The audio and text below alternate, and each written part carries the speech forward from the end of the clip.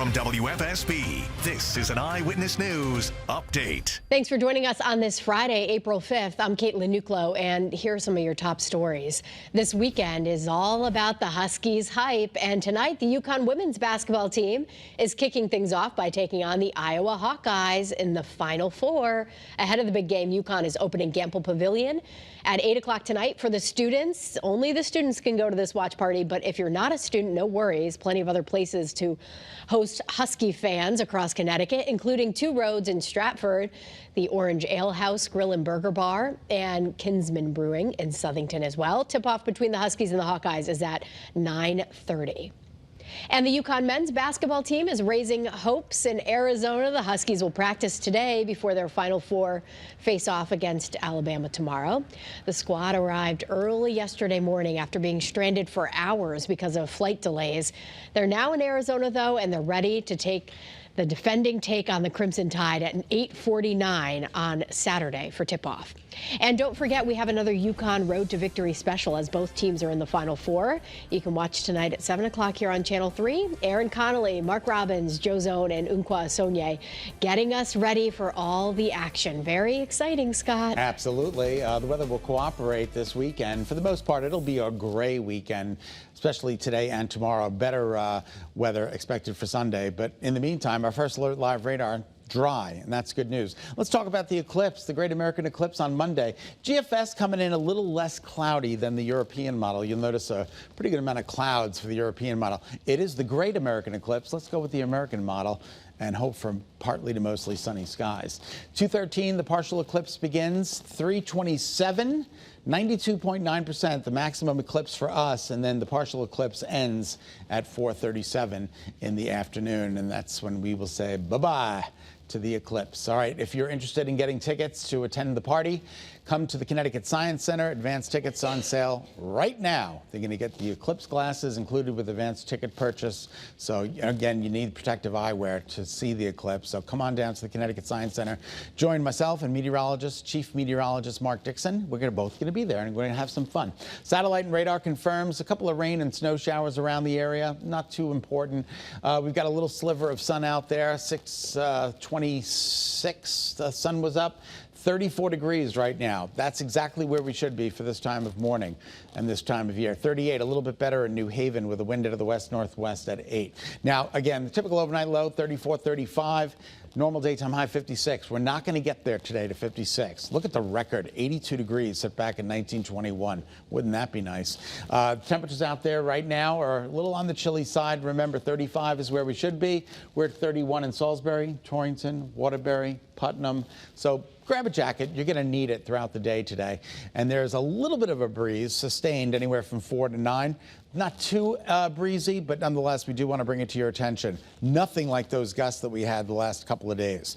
Wind chill does make it feel like it's in the mid to upper 20s, so make sure you grab that coat. All right, today, it's Friday. Woohoo! Mostly cloudy, chance for a rain, maybe a brief snow shower a little bit later on this afternoon. And then eclipse weather, again, looks pretty good. Let's take a look at Futurecast. Tomorrow's weather today, mainly cloudy. You'll notice the green little dots. This is that chance for some scattered showers, but basically dry. Tomorrow is another mostly cloudy day with a chance for a rain or a snow shower. Not a big deal, kind of similar to today.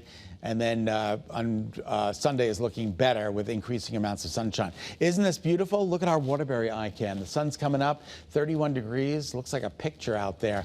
Beautiful in Middletown, too. Good morning. We've got some numbers in from you, all in the low 30s. Hampton, Mansfield Center, South Meriden, Enfield, Bosra, and Southbury, all coming in the low 30s. So as we move through the day today, increasing amounts of cloud coverage and a chance for some passing showers. Temperatures in the mid to upper 40s. 50, mainly dry tomorrow. 54, increasing amounts of sunshine on Sunday. And for the Great American Eclipse, Kate, it's looking pretty good with a temperature of 64, 66 on Tuesday. Now that's worth waiting for. Yeah, all right. I like the sound of that. Scott, thank you. Well, police in Hamden say the Planet Fitness is the latest target in a chain of phony bomb threats. Crews showed up to the Planet Fitness on Dixwell Avenue yesterday after New Haven police got a threatening report. Hamden police evacuated the building, but they weren't able to find anything. The gym reopened a short time later, and now police say there's no public threat. But this comes about a week after East Haven police got a bogus threat for a bomb inside the Planet Fitness there as well on Foxen Road.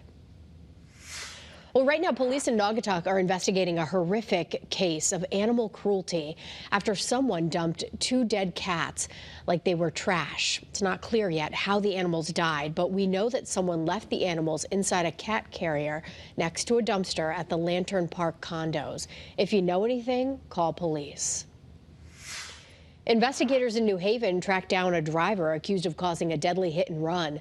Police say Dejan Marquez Morris slammed into a motorcycle rider on Haven Street in the summer and then took off. The victim later died. Investigators eventually linked Morris to that crash.